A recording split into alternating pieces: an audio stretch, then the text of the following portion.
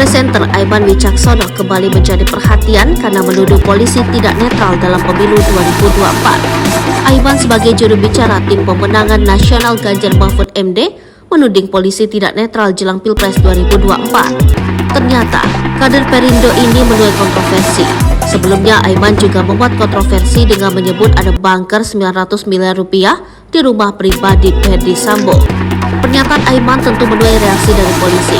Polisi langsung melakukan penggeledahan dan tidak ditemukan bunker berisi uang 900 miliar rupiah. Omongan Aiman tentu mendapatkan protes dari kepolisian. Pernyataan Aiman dipatahkan oleh Kadif Humas Polri Irjen Dedi Prasetyo. Irjen Dedi memastikan temuan bunker berisi uang 900 miliar rupiah hoax. Menurut Dedi, tim khusus memang menggeledah beberapa tempat yakni rumah Irjen Ferdy Sambo. Penyidik telah menyita beberapa barang bukti, namun tidak ada bunker berisi uang 900 miliar rupiah yang disita. Dedi pun menghimbau seluruh masyarakat agar tidak mudah percaya informasi yang kebenarannya tidak dapat dipertanggungjawabkan. Berdasarkan perkembangan kasus hingga pengadilan memang tidak ada bunker 900 miliar rupiah di rumah pribadi Ferdy Sambo, maka dipastikan perkataan Aiman tidak benar. Juru bicara tim pemenangan nasional Ganjar Mahfud Aiman Wicaksono mengungkapkan sejumlah temuan yang menunjukkan dugaan ketidaknetralan aparat dalam pemilu 2024.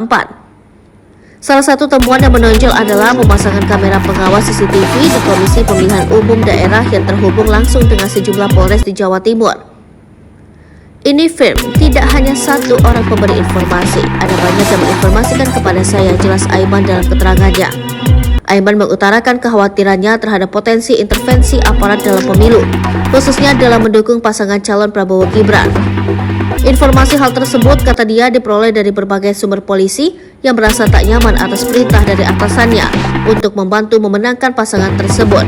Selain itu, Aiman juga menyoroti pemasangan baliho Prabowo Gibran yang diduga dilakukan oleh anggota kepolisian. Hal ini menambah kekhawatiran akan adanya praktik tidak netral oleh aparat keamanan.